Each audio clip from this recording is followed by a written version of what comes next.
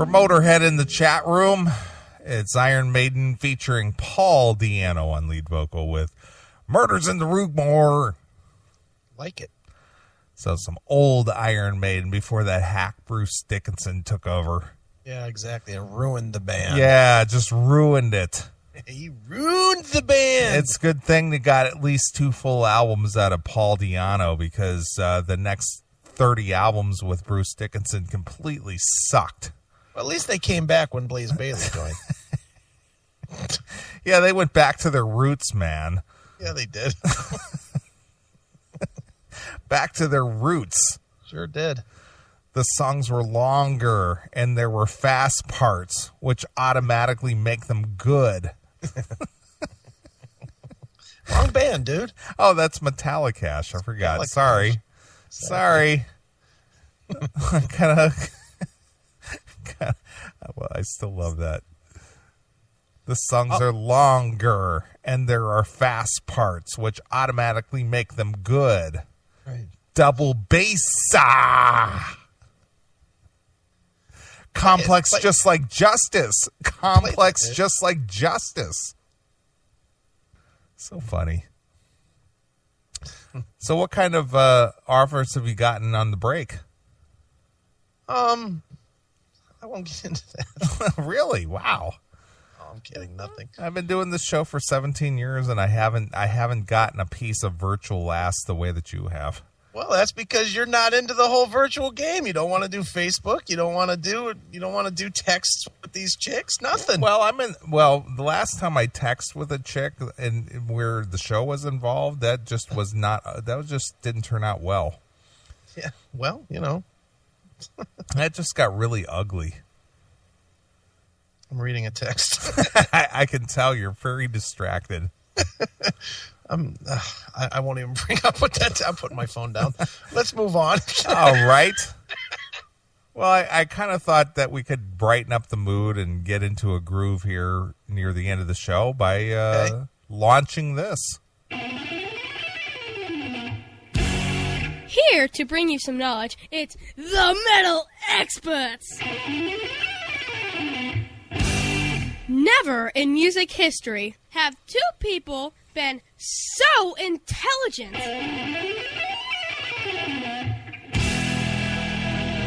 These guys know that Zakk Wylde plays guitar. You gotta be kidding me. Ozzy Osbourne was in Black Sabbath? You're yanking my chain, dude. You gotta be kidding me. Britney Spears isn't metal? Man, those guys are brilliant. Here they are, the bastions of knowledge, Professors Mark and John, the Metal Experts.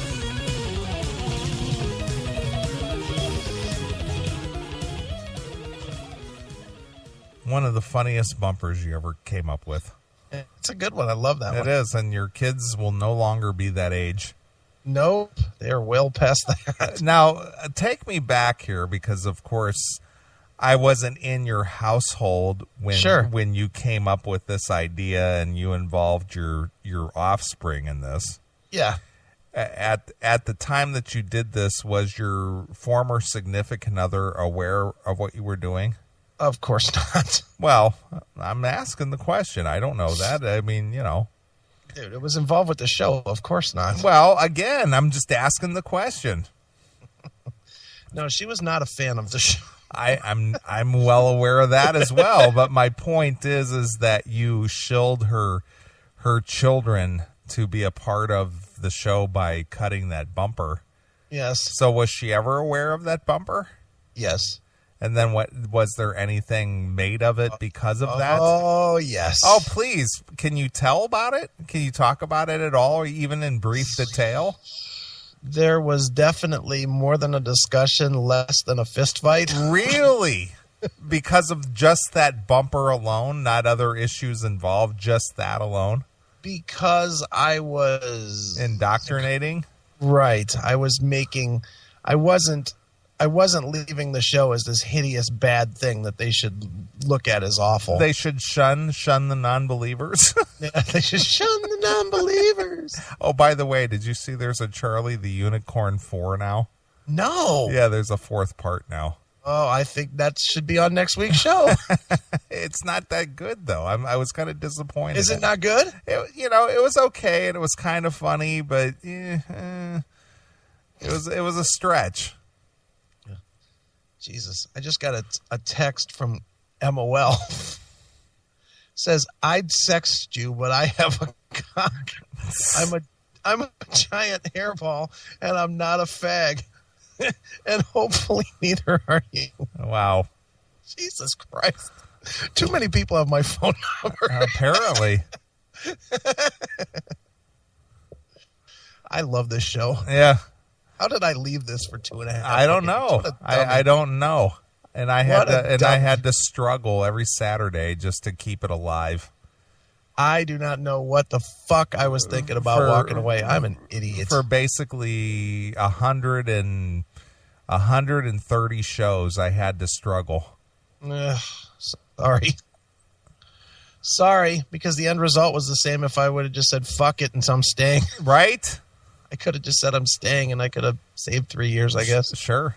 In a lot of areas. But by now I'd be a jaded fuck like you when it comes to dating, though. But you did it for the children.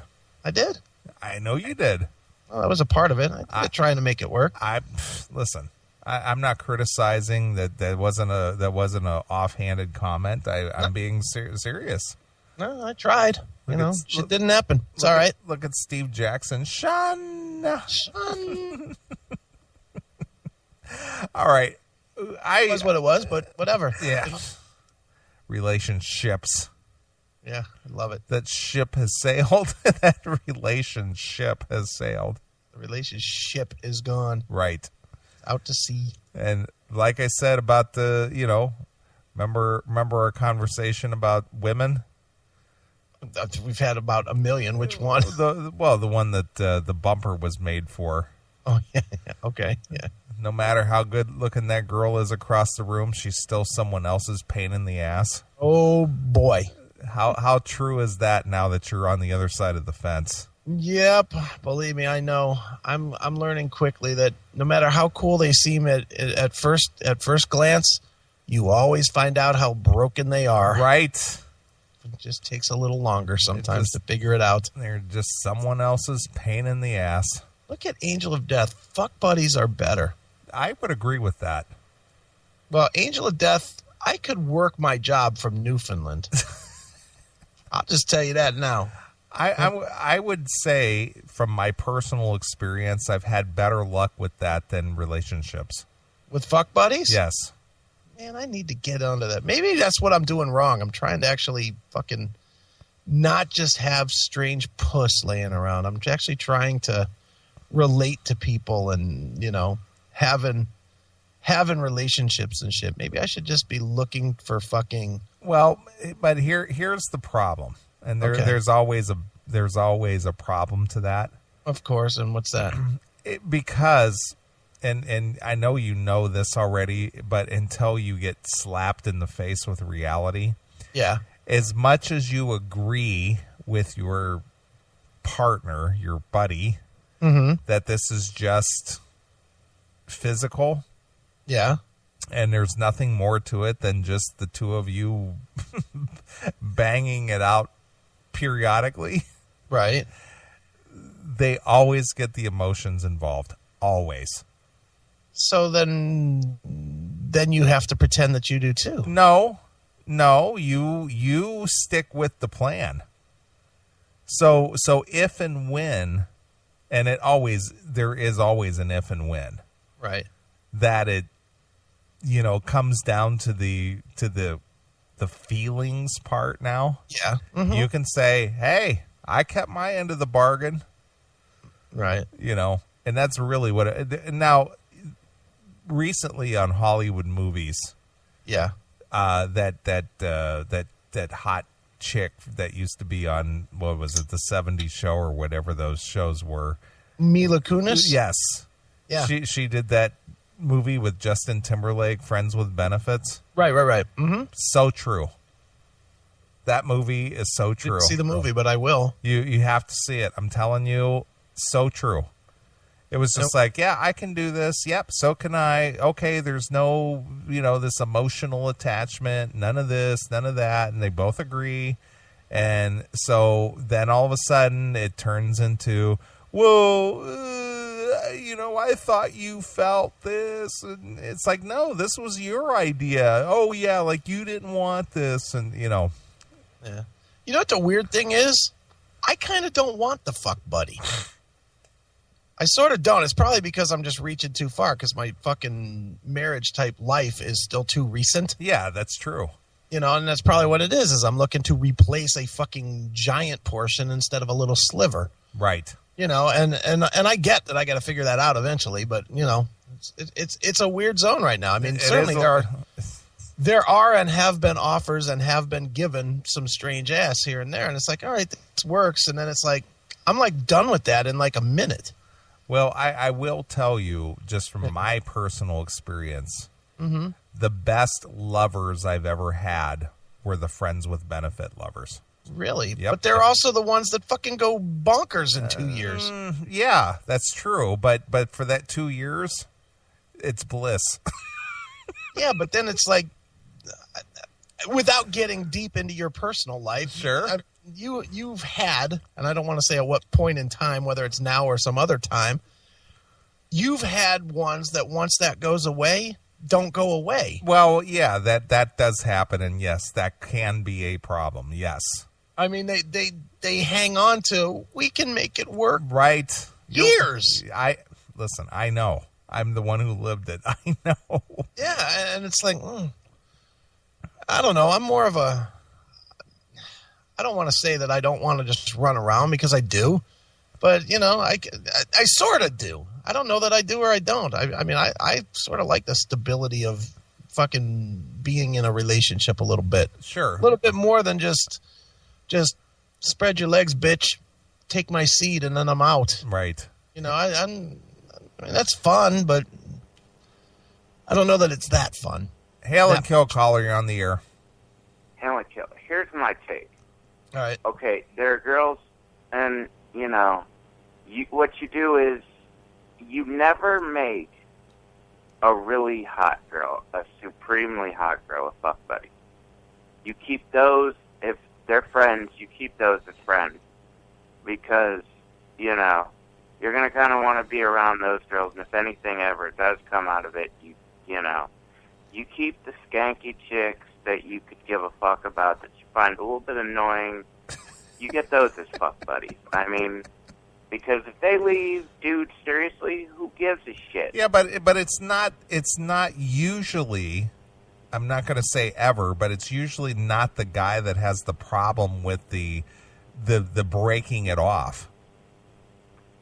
Exactly, but still, who would you rather keep? Would you rather keep, like, a great friend, like, that's just a freaking stratospherically hot, like Mila Kunis? I mean, go ahead, yeah, Mila Kunis,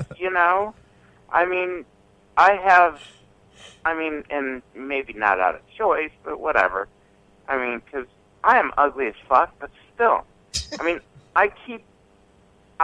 here's me. I intentionally go for the friend zone with really super hot chicks. Why? And I do. Why would you do that? Because let's face it, dude. I'm not gonna fucking pick up a goddamn 8, 9, or 10. But a 5, 6, or 7, I'm all about trying to fuck that, and I can pull a 5 or a 6. I mean. I'm not going to be, I'm not going to sit and lie. I mean, have I gotten lucky when I was younger with a freaking top-notch girl? Yeah. But shit, I'll take the chunky monkey, You're sounding just like George Carlin. I've never fucked a 10, but I fucked 5 2s. I never fucked a 10, but I fucked 5 2s. Never fucked a 1. You gotta be drunk as fuck to fuck a 1. Right. Wasn't that what it was? Yeah. Yep. Anyway, What exactly Hail and Kill, I'm glad I could give my meaningless nonsense of advice and just spew it out there like the the blubbering nothing I am. I'm punching out. Hail and kill. Fuck you, pal. Hand job. I don't know, man. It's really a jagged sword, man. I'm telling you. It is, man, and it's so. Maybe I just don't want to be just thrown into a fucking meat market situation. Well, nobody does. Nobody wants that. Yeah, but I don't have to. I mean, you don't have to. That's true. I've never done that. I've never been thrown into a meat market jungle, as it were. Never. I mean, I just so don't want to just get out there and be like, oh, I got to fucking buy a couple of dinners so I can bang this bitch. No, I've never done that either. You know, I'm not that guy either. I'm not just, I got to get some pussy or my life will be over guy. Sure. You know, and if that really becomes the case, I'll just buy it. I make money. Sure. You know, that's why I don't even think that I really look at that kind of shit, because it's like, you know, get a mail order Russian girl, Chris. Jeez, everybody wants to help me. Sure, everybody wants us to put their 2 cents in worth because they're living vicariously through your experiences because they're pretty much trapped and locked in. Yeah, let's for the sake of argument, and this is a very big stretch, but let's for the sake of argument that I fucking find the right girl and fucking everything goes well and end up wanting to get married again or whatever. Is that going to be like a CMS wedding? I don't know. That just depends on you. Is that like everybody will be happy? I don't know. I don't know how much happiness is involved there. With what, a wedding? Yeah, well, just the whole, you know, whether you find that new someone or not, you know. Yeah, I don't know. Everybody seems interested. Well, they're interested because they can relate. Right. And I'll tell you that today. I listened, my nephew stopped over. He's a young guy. Sure. And we were talking about the Spreaker and, you know, so on and so forth. So I pulled up a couple of the recent shows and I played the whole Chris Hates Dating. Right. And he sat there and I watched his reaction while he sat there listening to it. And he kept nodding his head, not toward me or anything, just, you know, like impulsively. Mm-hmm. And he goes, been there, understand that. I get that. Oh, man. You know, just those comments. And it's just like, I can relate. Yeah. Well, whatever. I'm playing it out live. It's fine. Sure. It's fun. To me, it's fun. But the reason those segments are so popular is because you're not the only one who has. Well, yeah. I certainly don't think I am. I certainly don't think I'm any different from anybody else. But you're vocalizing it to where most people won't. Well, and that's it. And you're right. I mean, most guys have their whole bullshit pride thing. Their whole, oh, man, I was just banging this chick, and then I went and fucking banged her sister, too, because I'm a fucking 12-inch cocked fucking dick-throwing fucking badass. Well, you know? as the newly reborn Jeff Tate would say, they're just fronting, man. That's it. They're just fronting. I decided when I came back to the show that I was going to put my shit out here a little bit more because to me it's more interesting to be real than to talk about the fucking merits of who's playing guitar in fucking LA Guns. Sure.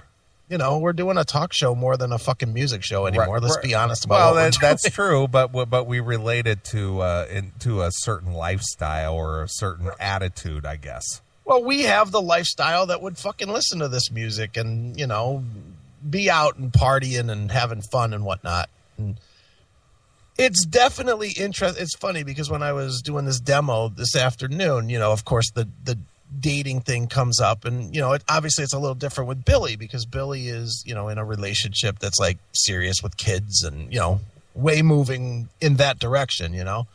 So it was interesting to get that take as well. And, you know, everybody always comes back to the same thing with me that I'm looking for too much instead of just winging it and fucking having fun. You've said it. John says it. Billy said it today. Everybody says it to me that I'm looking for a fucking whole package instead of just buying the box.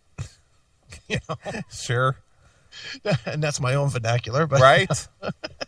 You know, I mean, that's really what it is. So I don't know. It'll work out. It over will, and over again. It will work out. And look at Nathan from Kentucky. Neeley played the Talking Metal bumper 15 minutes ago. Oh, shut up, Nathan. This show's all about me, goddammit. Right. All right, I say let's get into some talking metal. We haven't visited these clowns in almost 2 months already. All right, let's bring them on. Let's see what they've got to share with us. All right. Mark-strigl, John-ostronomy, the Talking Metal Podcast, coming to you from the Silver Spacecraft. Really? The Silver Spacecraft. So gay. You know, and the thing is, and the unfortunate thing is these two jagoffs are both your age. Right, I know. They're both your age, and they're talking the Silver Spacecraft. Yeah, and they think that's cool somehow. And they got that goofy guy. Yeah. Bud Friendly. Hey, everybody, it's Mark-strigl and john-ostronomy. You know, and the funny thing is I gotta wonder. You know who Mark-strigl's father is, right? Yeah, he's like the VP at some... He used to be the head of Verizon. Right, something major. And I've seen him on Sean Hannity's show. Okay. He's actually been on there talking about the economy and business and, you know, that kind of stuff. Right. And I got to wonder, these guys are shilling for PayPal money to buy a recorder. Right. Do you think his dad basically disowned him? Tough sell. You know, because he's working like at the Sci-Fi Channel and working at MTV Networks, and seems like he's always picking up piecemeal jobs, and you know they're always begging for money. It's like without question, he's a disappointment. The question is did his dad cut him loose because he was such a disappointment, or is he just trying to wing it on his own and is a disappointment? Yeah, and do you think the old man has him written to the will somewhere down the road? The old man has to be nuts because he's a fucking major player in business, and his son is out there fucking stalking Axl Rose in the fucking bushes. That's my point. That's my point. You know, it's fucking terrible. So, you know, and I've seen his dad. I've seen him. I've seen him on Hannity's show. Right. You know, and I'm thinking, this is Mark-strigl's dad. You know, and he's like the head of Verizon. It's like, it's crazy. It is crazy, and this dude. guy, it doesn't make sense. And this guy is hanging out with this, you know, this john-ostronomy. Yeah, I wonder what his dad thinks of John. Seriously. That would be the question. It's like, are you still hanging out with that loser? Wow. Too funny. I'm Bud Friendly, and now your hosts, Mark and John. Oh, and that just drives me crazy when he does it. Mark and John. It sounds like he's got a mouthful of fucking peanut butter. Mark and John. It's Mark and John talking metal. But of course, according to our good friend Jerry Swanson, John's a pretty nice guy. John's a pretty nice guy. Yeah. Thanks, Jerry.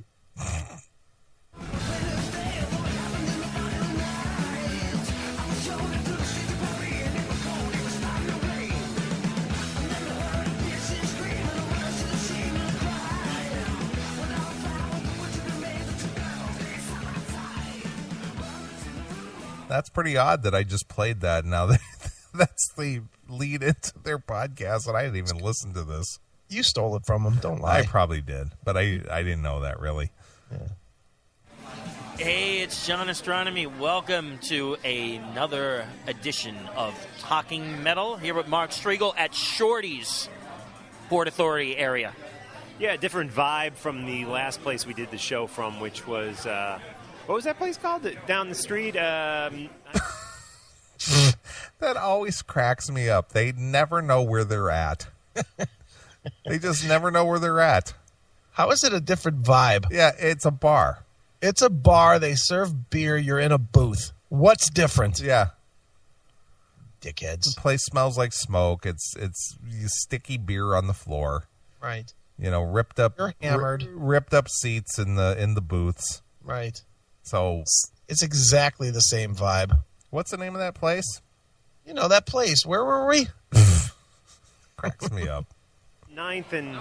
What was that last place we recorded with Bud Friendly, the podcast? Oh, that was Billy Marks. Billy Marks, right. A different vibe up here. Very nice by Port Authority, hanging out. Tornado warnings in New York City today, but luckily John and I are here. Our hair's a little blown apart, but we're still hanging out, having a good time. Their hair is blown apart? Certainly glad we got a hair update. Where's Nader the Priest when we need him? Where's Kay and Abby when we need them? God, we have a lot of hair references on this show. Right. It blew his wig back and parted his ass hair. Well, John always looks like his wig was blown back about 6 inches. Fucking big old 5-head. Yeah, 5-head. I love it. Also, when was the last time you heard of a tornado in New York City? Oh, that would be never. Okay. Maybe Ace Frehley flew out of town so he could avoid the tornadoes. But here's $15 to buy some candles in case the power goes out. That's right. Dio, the music lives on, man. There's a new CD out from Dio, the very best of Dio Volume 2. And what's cool about this one is it's a lot of songs from, the 90s, from the less, I guess I'd call it the less popular era of Dio. Killing the Dragon, Push, The Eyes, a lot of this stuff off of, the post-80s metal time, if you will. Yeah, because that's usually what the songs from the 90s would be. Nice. I mean, he just said these are all from the 90s, and then he said, well, that's because it's not from the 80s. Right. Thanks for the inspiring noise there, dickhead. And just like Nathan is saying in the chat room, yeah, it's the very beast of Dio, you dummy. Idiot. They're metal experts, though. They are experts. Don't know the name of the record. They did figure out that the 80s is different from the 90s. That's good. And they figured out that it was Dio's less popular tunes. Yeah, and it's a new record of old songs. Dopes. Let's get into the opening track, Killing the Dragon, off the new Dio. It's a best of. They call it the very beast of Dio, Volume 2, here on Talking Metal. So how is this new Dio? It's not. It's just re-released. Yeah. It's not new. Repackaged shit. If you don't have all these songs already, why would you buy this? Yeah. Well, because you didn't buy any of the 90s records. Sure. Actually, I did like Killing the Dragon. Like the song. I liked the album. I thought it was good. I thought Doug Aldridge did a good job on it. Yeah, it's pretty good, but can you name 3 songs? No, not off the top of my head. There you go. So it wasn't that good. But, I thought it was good, though. It was a solid record. Yeah, all those records except Magica and Angry Machines were solid. Yeah, that was just a real low point. Yeah, those 2 albums suck, but, especially Magica. Did I ever tell you that story about Dio pulling out of a show because he didn't like the club setup? Yeah, that was the Flying Machine. I know exactly you knew that story, right? I know the story. I never heard you. I didn't know that you knew that story. Oh, yeah. So there was a dumpy club. Mm-hmm. It was down in Lorraine. No. This isn't Flying Machine? No, it was the Flying Machine, but it wasn't what's his name's club. It wasn't What's it, Bitches? There was another club called the Flying Machine, and it was down in south of Canton. It's down that way. Okay. And Dio was going to play there. I actually saw a Great White there. All right. And I'm trying to remember what's the name of that little town down there? Who knows? I can't think of it right off the top of my head. But anyway. Lima. Not Lima. It wasn't Lima. So Dio was scheduled to play there. Right. And he showed up. He actually showed up to the club prior to load-in. Right. And he came in and looked around the club. Now, this is what the club owner told me, okay? Right. He came in, looked around the club, and said, I ain't playing here. That's just basically flat out what he said. I ain't playing here. Nice. And so the club owner was just like, why won't you play here? And he says, well, you're ill-equipped. You don't have the back line I need. You certainly don't have the power requirements I need, blah, blah, right. blah. So the club owner went out and rented a portable generator to, for the additional power that Dio supposedly needed. Okay. Still wasn't enough. Got on the bus and just pulled out. Just left. Bye-bye. Yeah. And then he rescheduled that show for, I think, like the Odeon or something. Right. But the place was a dump. I will admit that. I mean, the ceiling in this place was maybe, you could actually reach up and touch the ceiling. Oh, jeez. That's how low of a ceiling of this place was, and it really was. It was just a dump. Wow. But somehow this club owner at the time was able to put the money up that, was required to have like a Dio or a Great White or whatever come in and play. And this was like 1996, I think. Right, and Dio just said, fuck this. Yeah, he just walked in, took a look around. I ain't playing here. Just like that. Too funny. It's kind of shitty, though, really. Yep. It's just kind of shitty, though. There was, 300 or 400 people that bought tickets to see the show. Sure. And I mean, I get it. Doesn't want to play in a subpar place, but come on, dude. Don't fuck the fans. Yeah. Just don't come back there. Sure. So I actually was down there to go to the show, and it's like there's no show. Dio just refused to play. Nice. That was Killing the Dragon by Dio off the brand new CD, The Very Beast of Dio, Volume 2. Thanks to Chipster for sending us that CD. We appreciate God damn it. He didn't send me that. Send me that. He did? Yeah, I sent it right to the Record Exchange. He sent me an email about 3 months ago. I want to verify your mailing address. Right. And, I verified my email and my mailing and this and that. He didn't send me that. Yeah, I got that one. God damn it. Yeah. Why, did you want that one? No, I'm just being silly. Say shit, there's nothing on that worth having. I have it all. Yeah, that's what I mean. There's nothing worth having. But I'm just saying, I didn't get it. Chip, God damn you. Yeah. Send me the beast. Yeah, I want the beast. that Chip. Haven't seen Chip in a while. He used to come up to New York every now and again. We'd see him, but I haven't actually seen him for a while. It's because he lives in Florida now. Yeah, you dumb shit. What an idiot. I don't think he makes trips up to New York that often. Yeah, and he certainly doesn't hang out in every scuzzbag bar in New York City, you dickhead. I wanted to talk about some Kiss-related info. Richie Sambora was on the Howard Stern show this week, and he claims... What is that Kiss-related info? Yeah, Richie Sambora was on Howard Stern. Yeah, that sounds like Kiss. Must be something to it. Yeah, well, let's hear.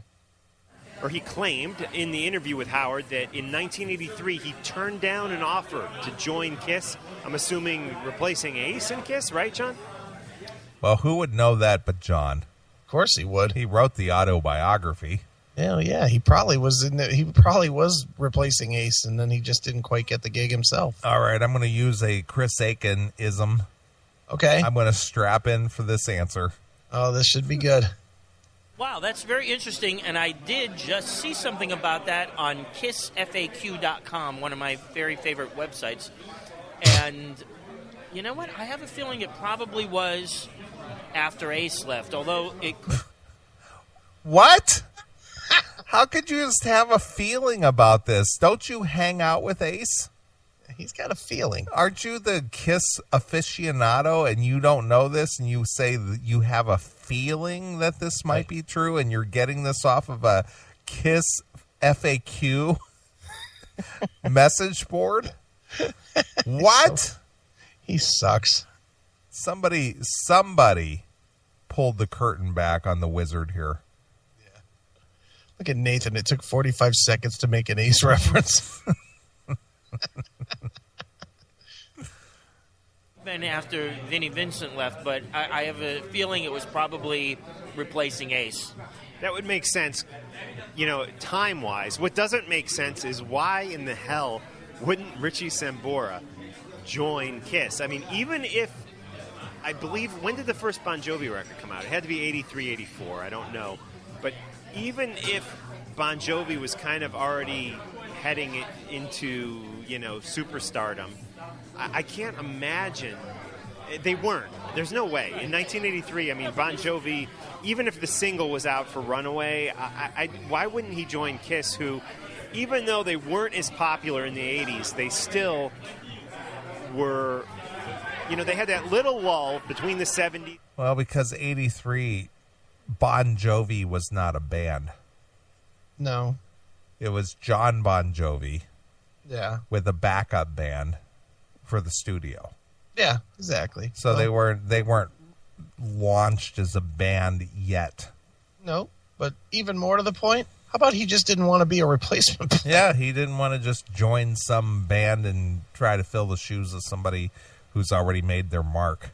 Yeah, unlike you two dicks, he actually believed in his talent. Right.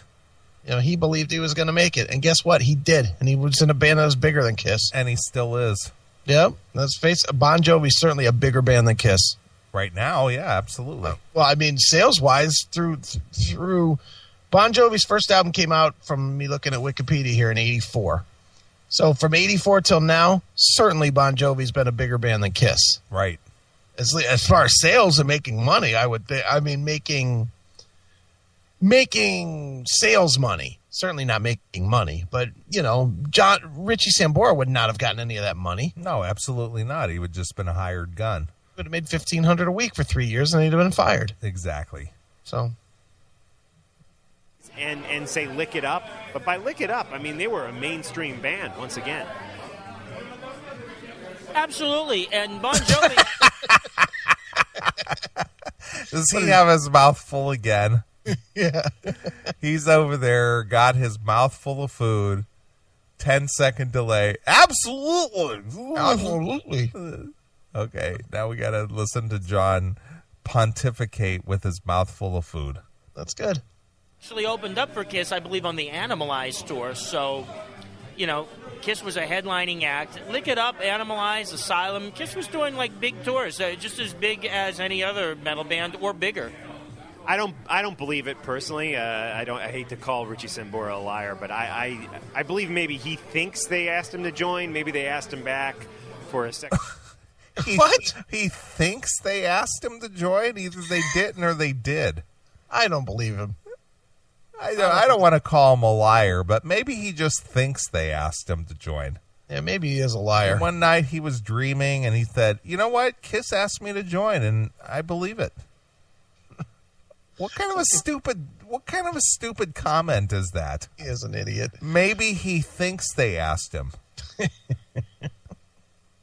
Look at Jeff Tate's black cock in the chat room. Nobody wants a Bon Jovi casket.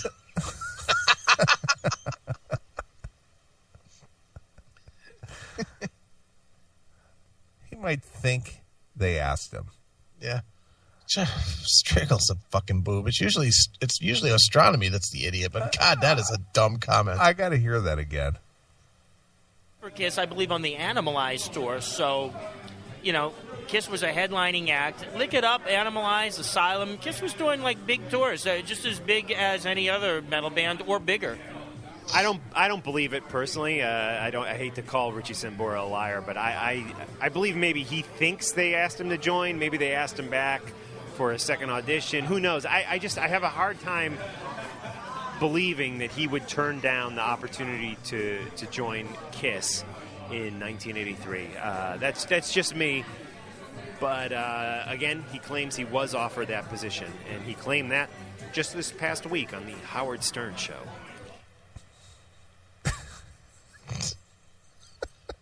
Whatever.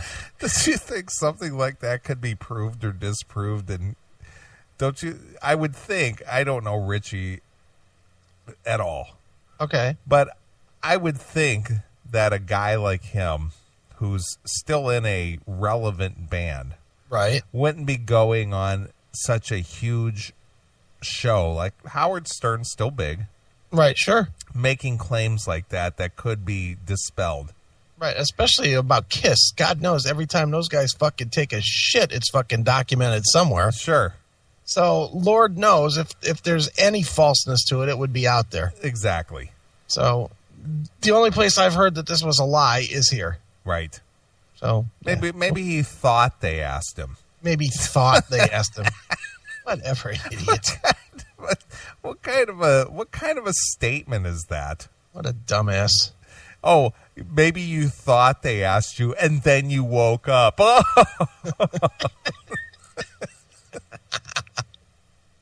Dope. Yeah, I just saw that Richie Sambora is doing a solo gig at the Best Buy Theater in October. So I guess is he on a solo tour, or is it? Yeah, he's got a new solo record out, and he's going to be on a solo tour. I would imagine, hopefully, he'll play a few Bon Jovi hits while he's touring. And yeah, why are you hopeful for that? Yeah, you planning on going? Are you going? Are you going to buy a ticket? Yeah. Hopefully, he'll play some Bon Jovi tunes while he's out on tour. Yeah, and did you maybe look to see what he's done on his past solo tours to see if he did any Bon Jovi songs? Does he have a new record out or something? Yeah, he does. No, I'm not asking you. I'm just reiterating what he said because these guys are metal experts. Well, you would think they would know. That's my point. Yeah. Why don't you know, John? Well, too busy researching that Richie Sambora lie. Don't have time to check out the new record. They got to figure out what's going on with that lie. No, he's just researching that pizza he's squirreling away in his cheeks while he's trying to talk. Solo album out a long time ago, which I wasn't an enormous fan of, but I know I have a download of it somewhere on my iPod or hard drive somewhere. I have a download of it. Yeah, somewhere. What are you admitting to? Did you legally download it, or is this an illegal download there? Shh. Dude, they would never do anything illegal. Sure. They wouldn't steal music. I have a download of it somewhere. Somewhere. I don't know. It's on a hard drive on my. I don't know. Fuck. Somewhere around here.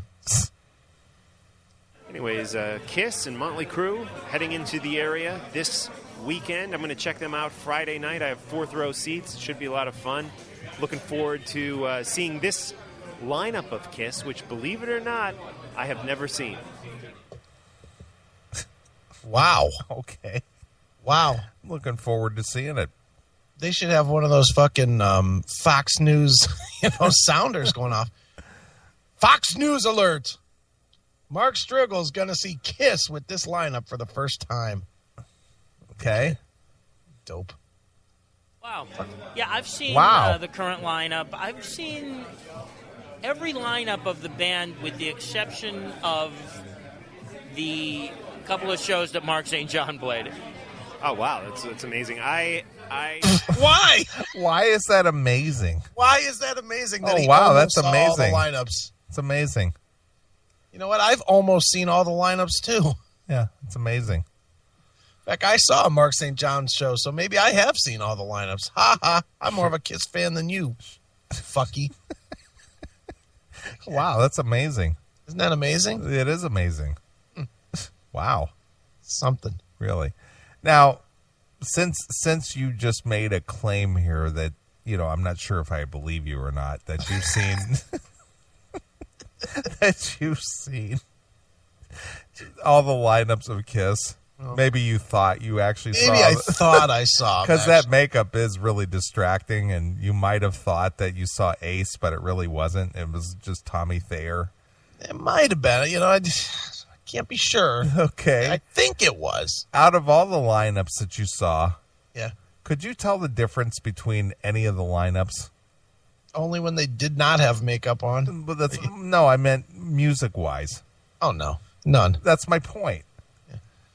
Look, it's all the same in the backing track, so it's all fucking pretty close. Well, but my point is that, from the 70s lineups to the 80s lineup to the 90s into the 2000s, and they play one of their classic tunes, could you tell that it wasn't Ace on guitar or Bruce Kulick on guitar or Peter Criss on drums as opposed to It's not a huge difference. I think there are subtle differences. The Animalized tour, especially. I don't know if you saw that tour or not in '84 or '5, whatever that was. I think Black and Blue opened that tour. Yeah, and that was a very metal sounding tour. Okay. I mean, the guitar sound was heavier, but other than that, all the rest of it all sounded like the '70s shit. Right. So it sounds like Kiss. Yeah, it all sounds like Kiss. That's my point. Yeah. It's not a huge difference, no. So as long as it's Paul and Gene, yeah, does it really matter? It's not like Eddie Van Halen snuck in there for a couple of gigs. Does it really matter? No, of course not. I've seen Kiss, I think, 14 times. The first being back in the 80s. And I have never seen this particular lineup. I think the last... I've seen Eric Singer in Kiss, obviously, but I think the last lineup I saw was the Aerosmith Kiss tour, which was Thayer, Peter Criss, Stanley, and Simmons, which was kind of an interesting lineup. Yeah. Why? Why? What was so interesting? So what difference does it make whether it was Peter Criss or Eric Singer on the drums? Other than the fact that one can hit the drums and one was tapping it, none. Right. Definitely interesting. Peter on drums and Tommy on guitar. And what was interesting is the tour. Why? Why is that interesting? Because they like Kiss. Well, so what? Because they don't understand that interesting to them does not make it interesting. I don't understand why is that so interesting. that Tommy Thayer was playing during the Peter Criss time in the band. Dude, that is interesting. Why? Because it wasn't Eric Singer. So? That makes it interesting. Well, okay. Before that, Peter was out, right? Yeah, that was like a weird time for Kiss where, it wasn't the 4 original members. There were 3 original members. But at times, Kiss had Paul, Gene, Peter, and Tommy. But then there were times where it was... There were even shows where it was Ace, Eric Singer, Paul, and Gene. Right, yeah, definitely. On the Psycho Circus tour, right? For some.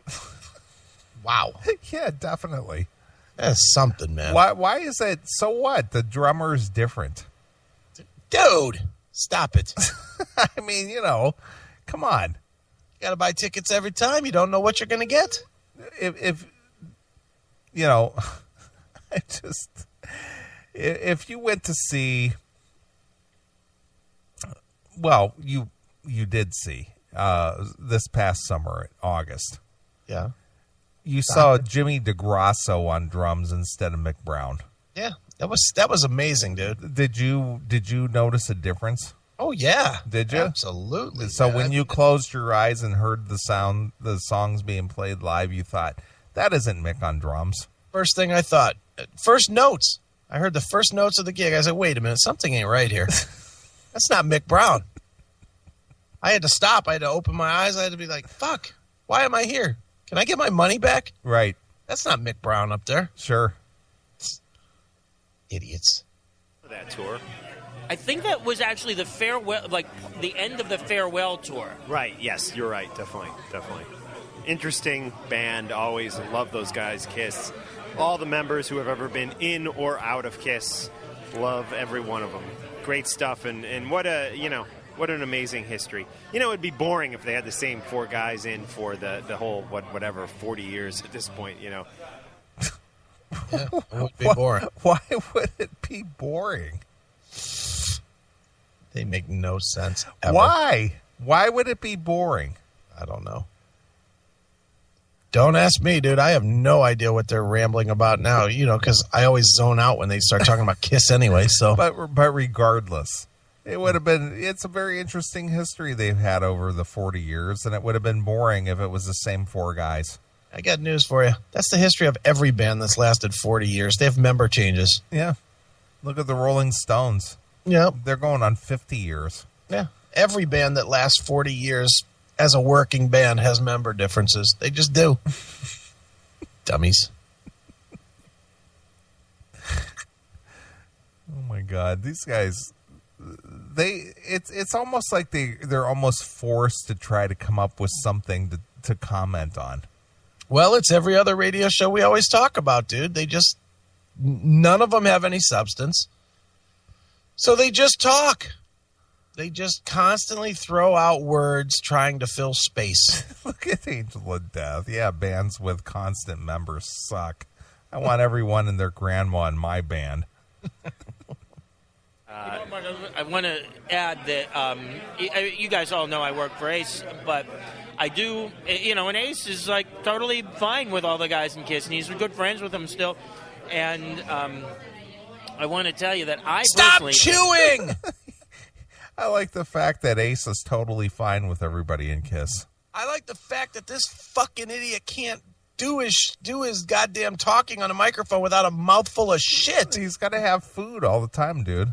God damn it, that is annoying. He's got to have food all the time. Oh. Remember, he could be a food critic. That is true. You're very right there. I should be a food critic. Yeah, that's a good point. Because I'm eating all the time. Yes, he does. Look at Angel of Death. Ace likes them, so I like them. Too funny. Hell or Hallelujah is a great tune. It reminds me almost like an I Stole Your Love. Yeah, definitely. Let's check it out right now on Talking Metal. That was Hell or Hallelujah from the new album that's about to come out called Monster by KISS. Yeah, let's keep the music going. This is The Dictators. I Stand Tall. That was I Stand Tall by The Dictators. Great song. We hang out down at Dick Manitoba's bar down in the Lower East Side. Yeah, we were down there a couple months ago, Avenue B. And you were down there, but then you left, and I went with Gary to another place. Anyways, I don't know. It doesn't matter. Yeah.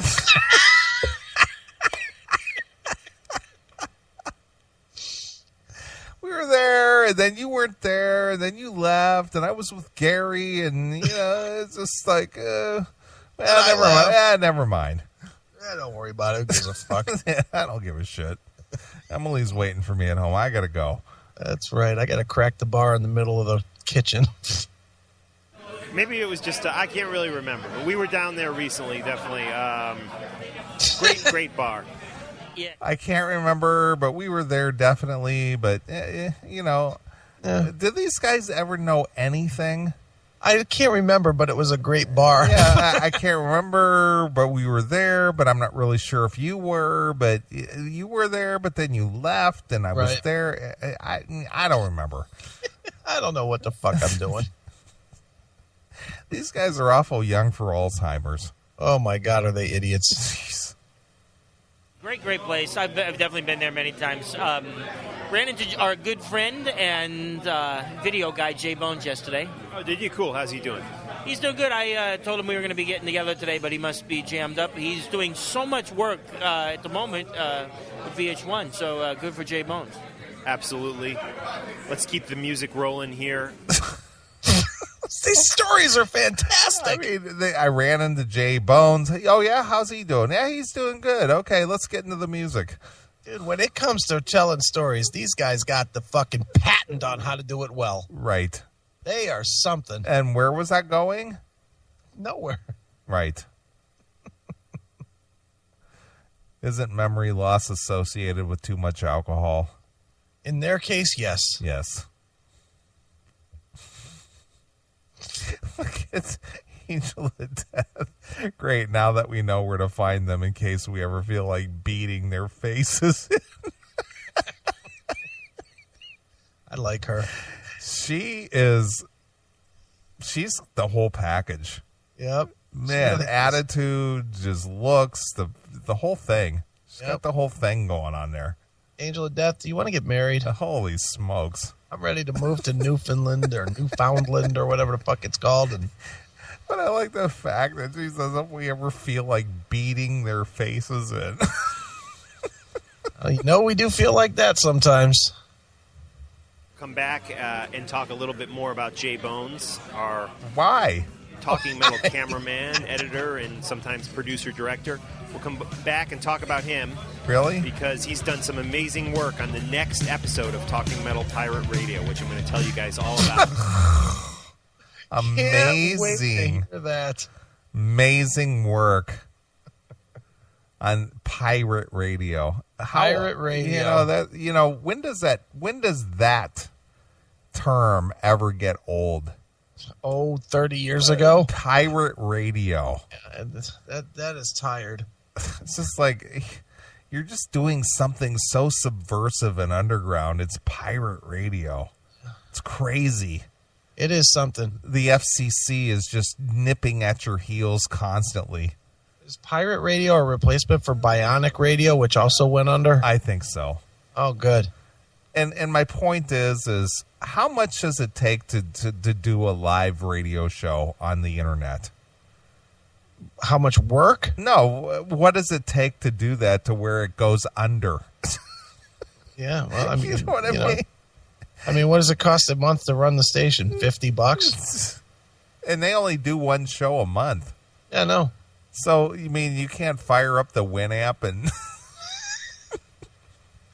Yeah, they don't even have to. They could. I mean, I'm sure they're not paying royalties on the songs that they're playing either. Not. So you know, that's why they only play a half of a song, right? Of course. But my point is why do they have to rely on some kind of a service? And when that quote unquote that studio goes under, that's the end of their show. Right. They can't be enterprising enough to go out there and buy a couple of streams and just do it themselves. Well, dude, they're not even enterprising enough to fucking pay for their own recorder. That's my point. Come on. Like, you can go to, I'm going to give a little behind the scenes here. Yeah. You can go to Mr. Host, and you can buy a year of 100 streams, a whole year, for $117. Dude, our fans aren't going to give us that kind of money. $117. You can buy 100 streams for an entire year. Right. And you can use them whenever you want. Right. Silly. So dumb. They are fucking idiots.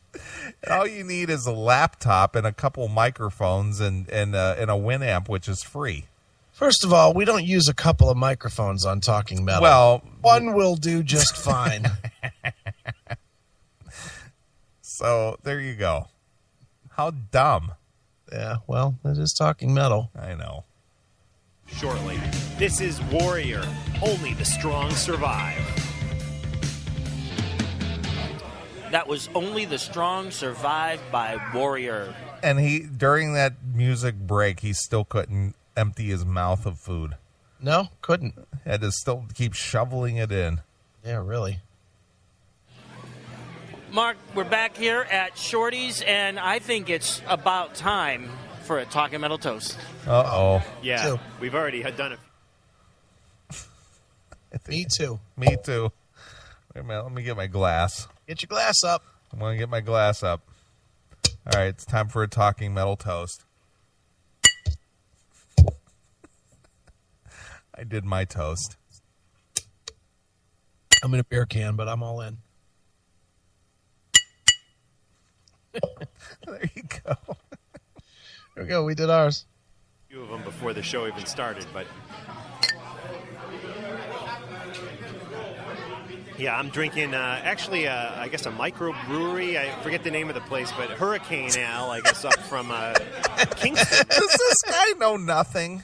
He doesn't know where the fuck he Where is. am I? What am I drinking? Where have I been? Where am I going? Yeah. I don't remember. What am I...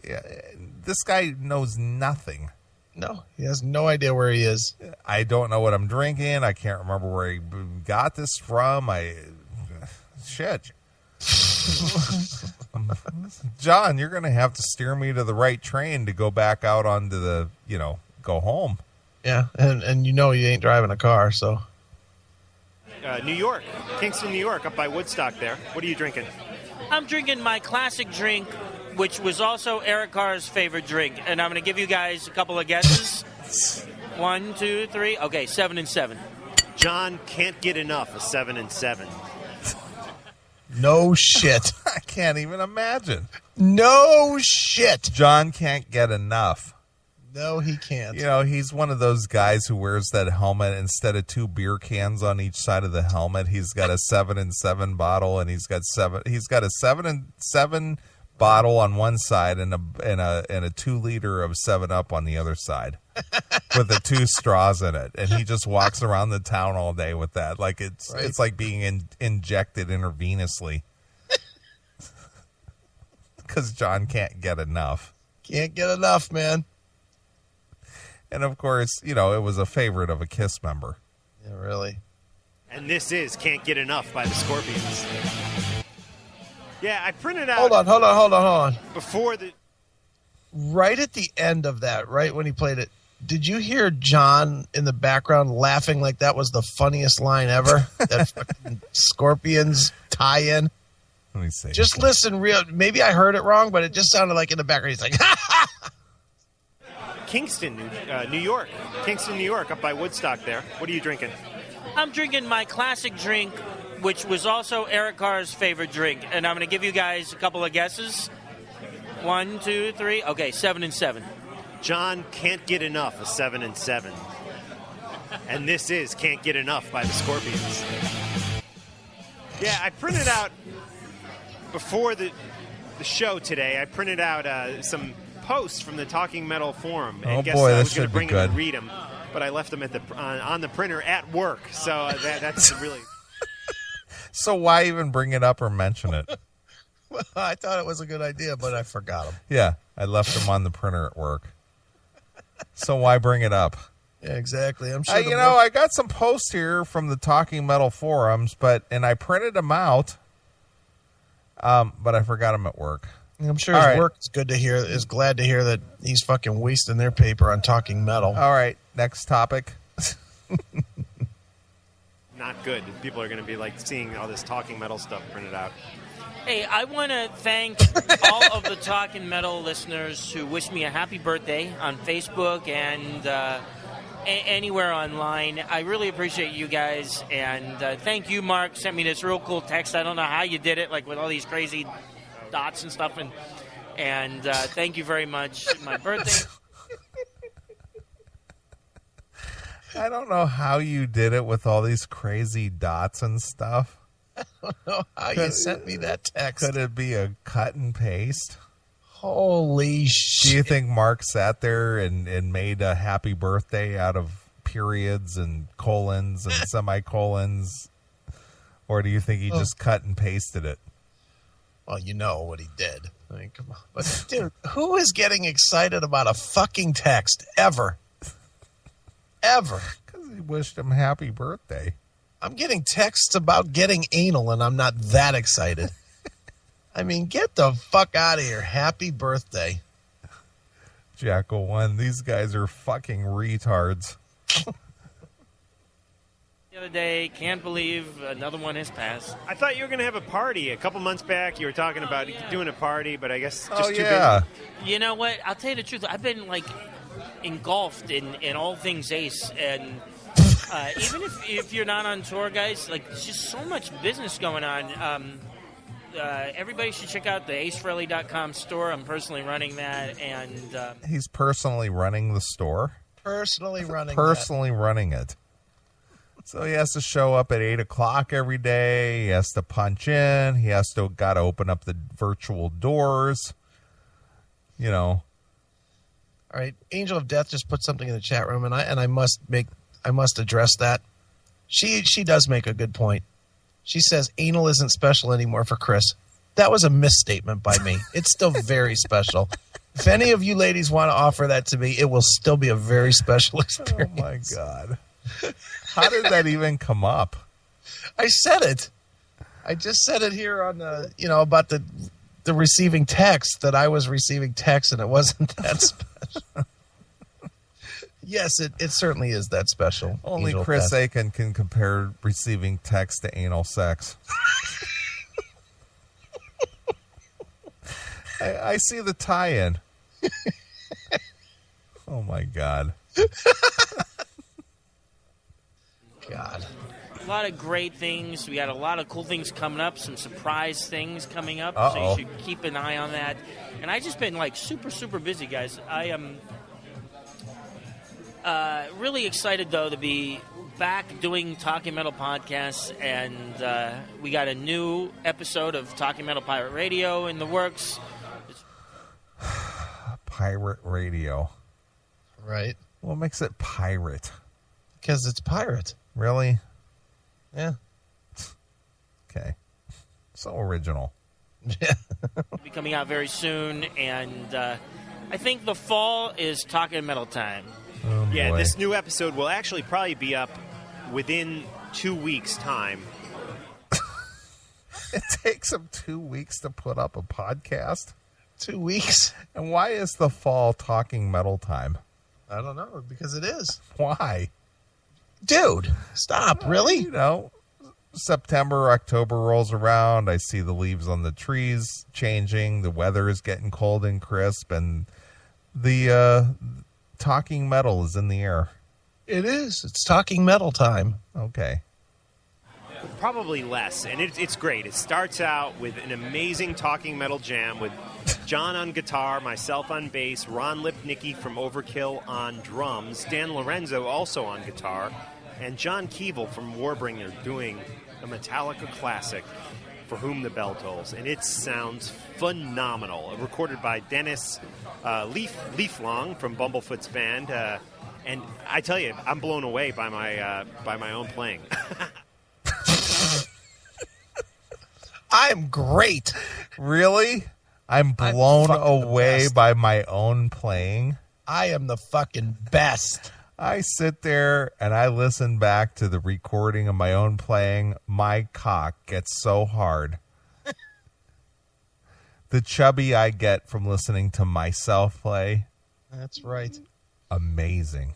I need 5 vaginas to settle that fucker down after the fucking hearing how good I play. Who needs Viagra when I can listen to my own bass playing on some, some Metallica cover? After listening to myself play, I thought the head of my dick was going to pop straight off. It was so fucking hard. If you can. But, it's a lot of fun, and John and I have always been a fan of the early Metallica stuff. Yeah, absolutely. I probably told this before, but tell us again. My high school band did Whiplash and Motor Breath for a recital back when Kill 'Em All was out. I mean, Ride the Lightning hadn't even come out at that point. And so I was definitely a Metallica fan from back in the early days. Yeah. That's a hell of a story. Yep. I was on the Metallica bandwagon way before you fuckies ever even heard of them. The way this guy tells a story is just, it's so engrossing, man. No, the word is enthralling. Well, it's enthralling and engrossing. It really pulls you all the way in so that you feel what he felt at that moment. Right. Idiot. Yeah, cool stuff. Cool. And we then, in the middle of the episode, we recap, we play an old jam with Bobby Blitz, Frankie Bello, and Mike Portnoy on drums. We play that jam. That's our rendition of Overkill, the Motorhead classic. And then we introduce another brand new jam on this episode. Wow. Breaking the Law by Judas Priest. An all-star cast performs Breaking the Law with us. It's amazing. And then I think I get a smile on my face every time I watch this in the edit room. We end the new episode with a tour of the Silver Spacecraft. Oh, my God. Oh, my God. Really? Well, I know I need to find that. Oh. Dude, we got to have a tour of the Silver Spacecraft. A tour of the Silver Spacecraft? Right. What do you think that takes? 3 minutes? To walk all the way through it? 300 square foot apartment with all a bunch of rock and roll memorabilia.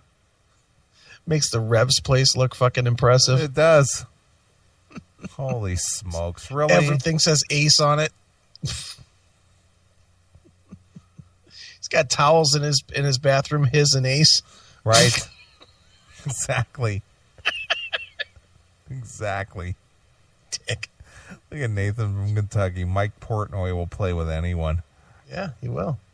hovering above Jersey City somewhere. It's John's apartment. We actually do a tour of that. And John, you have so much valuable stuff in your apartment, which is why we... Hail and Kill Caller, you're on the air.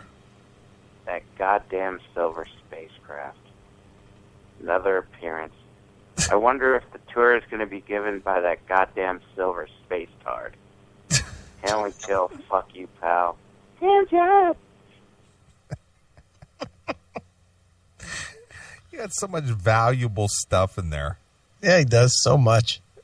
So why don't we just broadcast this out so we can figure out where the silver spacecraft apartment is, and while John's out on one of his drunken binges, let's go in there and take his valuable stuff. Yeah, really, it's good to know, right? Say it's an undisclosed location. Yeah. Okay. Yeah, it's actually not even on land. It is, as you said, hovering. It's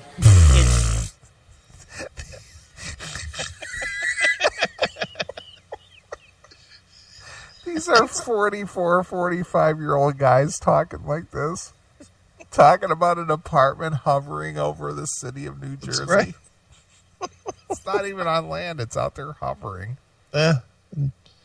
Apparently he forgot that a minute ago he said it was actually just a tour of John's apartment. Right. Apparently he forgot that part. Shit. Idiots. Cloaked so you can't see it from, with the naked eye. Once you're inside, you can see it, but from the outside, you can't. Yeah, what? And it is undisclosed because a lot of you Talking Metal listeners are certifiably insane. I've recently found this out because I've friended, or a lot of you have friended me on Facebook, and I know that, listen, Talking Metal is not a political podcast, but I know the political season is heating up with this election, and I log on to my Facebook page on 9/11, September 11th, and there is this horrific post by somebody that's talking about on the anniversary that George Bush blew up the World Trade Center. And if you watch this video, you can see how George Bush blew up the Trade Center. It caves in instead of... And I'm like, what the fuck? And I immediately went to the friend that I was supposedly friends with, and I unfriended him.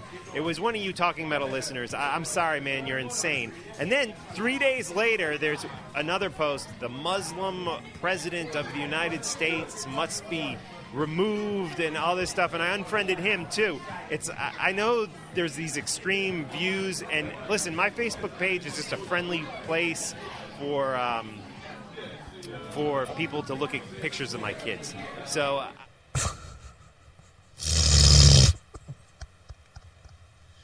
idiots.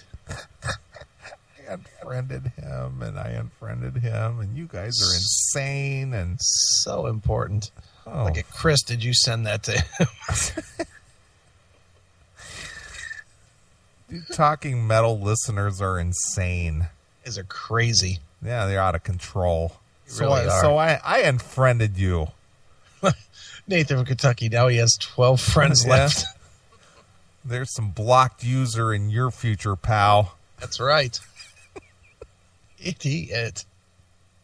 If you have these extreme Facebook pages with extreme political views on one side or the other, I don't really want to be friends. I'm sorry.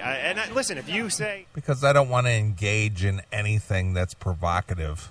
Yeah, I want to talk about the fucking hovering spacecraft that I'm going to be visiting. That doesn't separately. exist. Yeah, exactly. Let's talk about something that doesn't exist as opposed to something that there might be something to it. Yeah, God forbid we talk about something that actually could be real. Right. I don't like the current president because he didn't keep his promises, or I don't like Mitt Romney because of this or that, and they're actual factual things, I'm fine with that.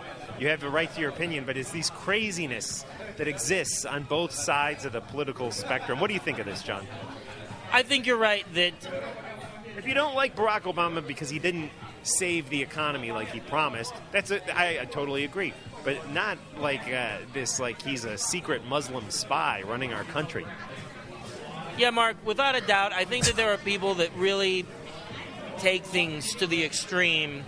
Okay. And for me, I like to keep things based on the facts, and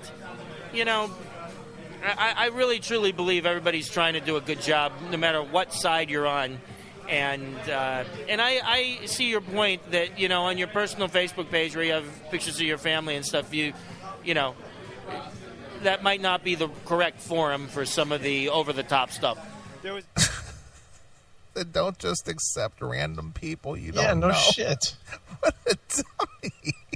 Yeah, if this last is your, I checked, you don't have to accept everybody. If this is your personal Facebook page that has nothing to do with talking metal, then don't just accept random people. Exactly. Unless you want to deal with that, you How dickhead. dumb. Yeah. How dumb. Yep. Just a little bit more of this. Right. It's just inconceivable to me that these two boneheads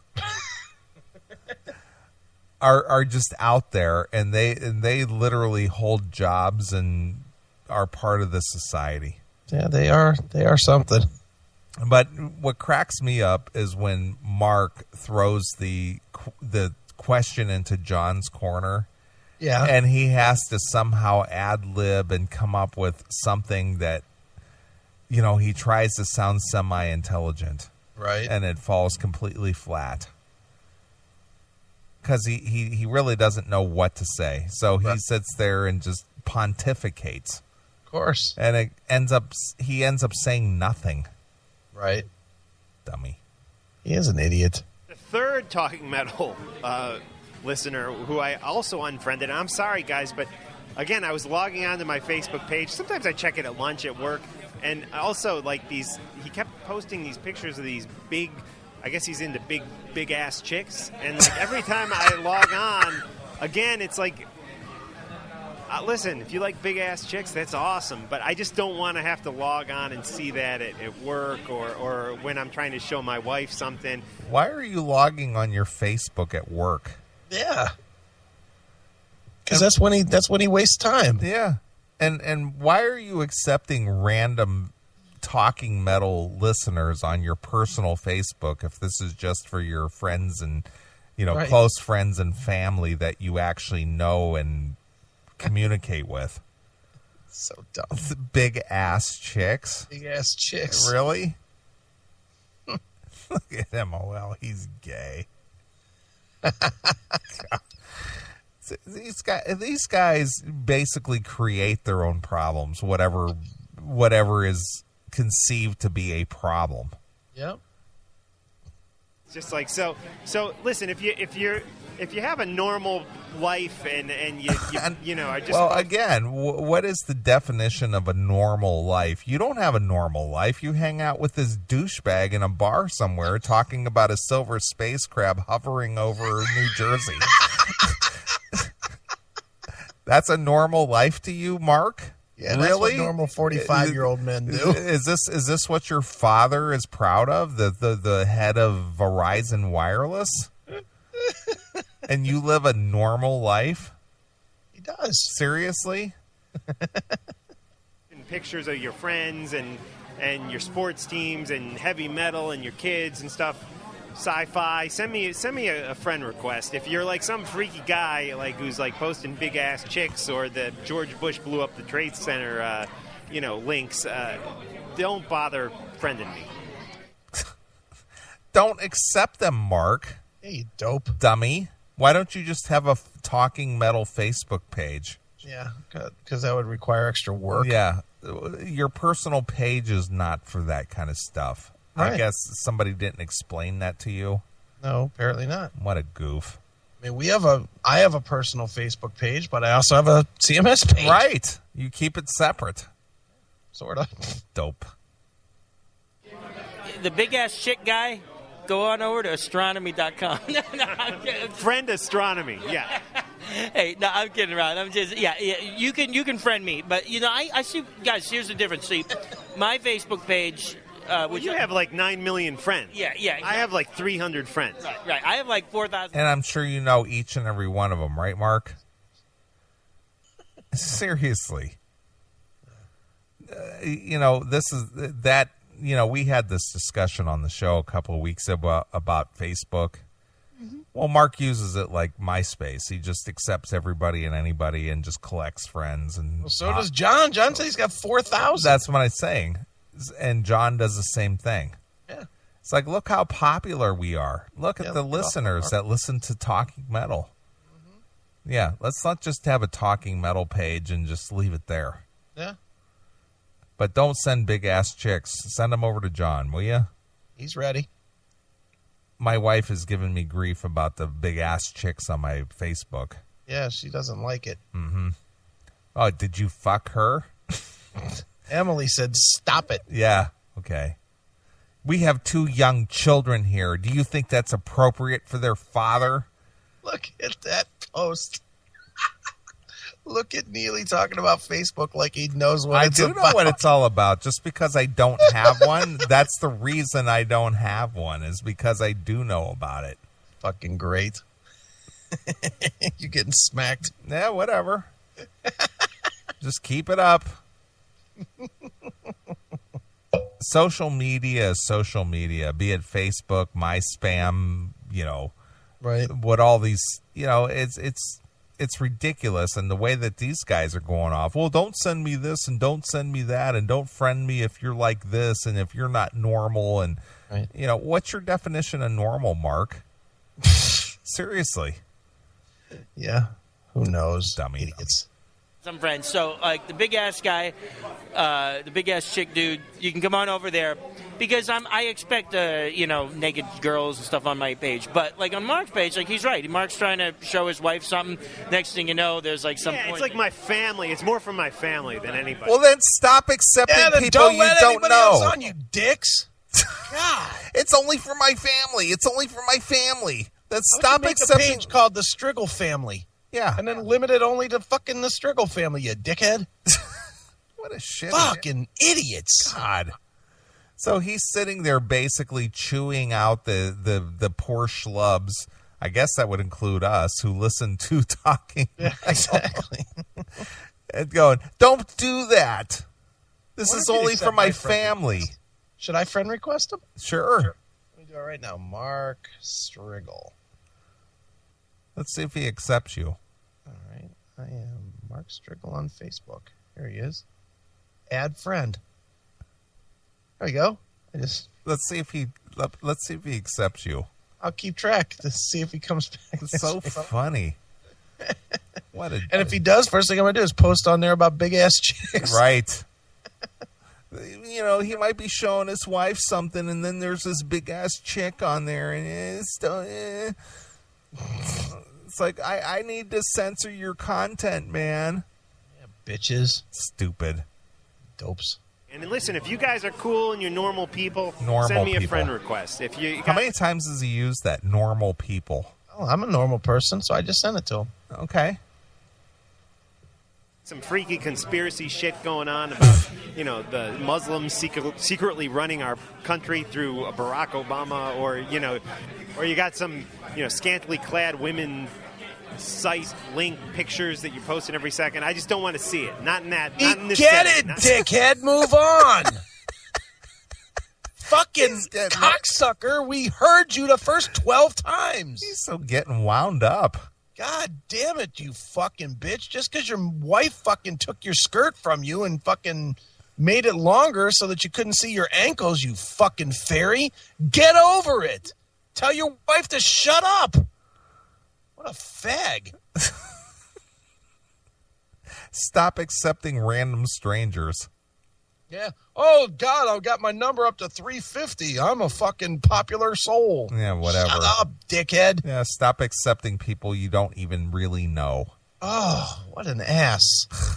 The Facebook, not in the mark-strigl Facebook page. Just go on over Friend Astronomy.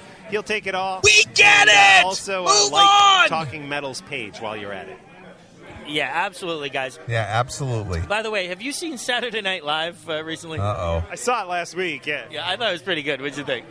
Yeah, I thought it was funny. I thought, I really like those guys. It's funny, I work at IFC now. I got a new job at IFC, and we work with this guy, Fred Armisen, on Portlandia, but he's also the big star on SNL. So, yeah, I always tune in to see him. Yeah, no, he's really good. You know what the cool thing about Fred Armisen is that I once went... What was his point? I don't know.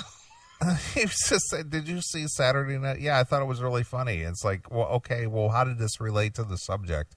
Well, yeah, it's good. It's like, did you see Saturday Night Live? They did a skit right on this Facebook thing. Yeah, it was really relatable somehow. Yeah, but he just jumped into that, and it's just like, yeah, I saw this Fred Armisen, and he was really funny, and it's like, okay, and you brought this up, why? I always say, dude, these guys fucking know how to tell a story. Okay, I'm going to go just a little bit more to see if he clarifies why he brought up Saturday Night Live. Dude, how much more is left? 16 minutes. Holy shit. Yeah, but we're only going to go like 2 more minutes. I got to find out if there's anything relatable to mentioning Saturday Night Live. All right. To Saturday Night Live rehearsal show. As you know, Mark knows this because he used to work over there, but they do 2 shows, the rehearsal. Take the food out of your mouth. Yeah, you fucking idiot. Than the actual show. Rehearsal's usually a little longer. And what was really cool is before everything happened, Fred Armisen was out there playing an SG, just entertaining the fans. Yeah, him and Maya Rudolph used to go out and jam. Now, Maya Rudolph used to be in a band called The Rentals, which was with the bassist of Weezer. Maya Rudolph was in a band, yeah, and I saw them in concert, actually. Okay. Of course, Weezer is the band River Cuomo. Yeah. Cuomo's, I think, is the head of that band, and he was and is still a big metal fan. One of his favorite songs, or not his favorite songs, one of his favorite bands is Quiet Riot. Uh-huh. And that's why if you open up that first Weezer record, there is a picture of Quiet Riot. So again, Rivers, is it Rivers or it's Rivers? I think it's Rivers with an S. But Rivers from Weezer is a big Quiet Riot fan. This is Quiet Riot live in 1983 from the US Festival. You can buy this on iTunes now. Check it out. Love's a bitch. That's all I can take, dude. Can't take any more. And you didn't even get to where he gets all fucked up. Oh, no. We got 15 minutes, so that I will keep this episode so we can do the last 15 minutes of this show. The second half, he's always... Oh, my God. So he was ranting and railing about Facebook and, don't friend me if you're this kind of person. And then he goes, did you see Saturday Night Live? Yeah, it was great. Very funny. And this was... Suck. Who the fuck is listening to this dumb podcast? Kids? I guess. How could anybody listen to what we just listened to and find that funny, enthralling, interesting? Or even informative. Shocking, anything. It's just drivel. Yeah, there's nothing to it. Yeah, it's like listening to 2 dickheads eat their fucking lunch in the lunchroom in high school. That's what it's like. They offer nothing. Nothing at all. And what they do offer sounds like fucking 2 15-year-olds talking. You know what, dude? We're going to invent this fucking apartment, but it's not even going to be on the ground. It's going to be floating in the air, and it's going to be cloaked and invisible, and it'll be cool, man. Okay. That's what they sound like. I know, but the sad truth is these guys are 44, 45 years old. They're the worst. And they're talking about a silver spacecraft hovering over New Jersey. Yeah, idiots. That's just unbelievable. Let's hope somebody has an RPG to shoot that fucking spacecraft down. Well, I still like Angel of Death. At least they tell us where they're hanging out, so if we feel like it, we can go down there and punch them in the face. Just bash their faces in. Bash their faces in. Dopes. I love it. All right, dude. Well, let's get out of here. All right. I mean, it's been a long week for you. Yeah, it has, but this was a good show tonight. It was funny. It's just silly. Just silly. Racist Jeff Tate. That was the best. I think I'm surprised is that you missed that. What? That Jeff is now claiming to be African American. Dude, I didn't see any news all week. Well, you sent me enough stories. Well, I picked them up in 5 minutes. I mean, Sure. Most of that was from last week if you look at it. Right. It's the same list. It's just the shit we didn't get to. I only added 2 stories. I really didn't look at a whole lot of shit this week. Right. I'll do better next week, I promise. I'm not complaining. I'm just saying that just the fact that Jeff is claiming that he's black. Hey, Jeff's black in all the right places. Right. The guy's got a humongous cock, knows how to steal, and can run like the wind. And all he wants to do is fuck his old lady. All he wants to do is fucking bang old ass Sharon. Right. Sharon or whatever. What's her name? Susan. And Miranda. And Miranda's got a big mouth that fits around his big, juicy purple cock. Right. That's what I got out of tonight. Wow. Crazy. This show's fucking crazy. All right. Well, I want to thank our good friend CJ Snare for calling in tonight and being a good sport about the whole Cigar Chronicles. And he's got a new band out there called, what is it? Rubicon Cross. I guess they got some snippets over there at iTunes. Right. And we'll download it. We'll check it out here live on the show next week and, maybe talk to CJ about it a little bit. But he seems pretty proud about that. And from what Chris played, doesn't sound too bad. That sounds pretty good, definitely. All right. Well, we'll get out of here. We'll leave you with some Judas Priest. Our good friend, the Jackal, one in the chat room, our guy who listened to the Nostradamus 10 million times. Right. Thought I'd throw him a solid and end the show with some Priest.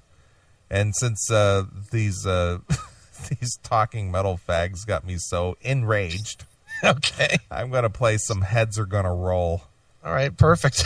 All right, so until next Saturday night, this is Neeley along with my very good friend Satan, baby. We're out of here. Bye, kiddies.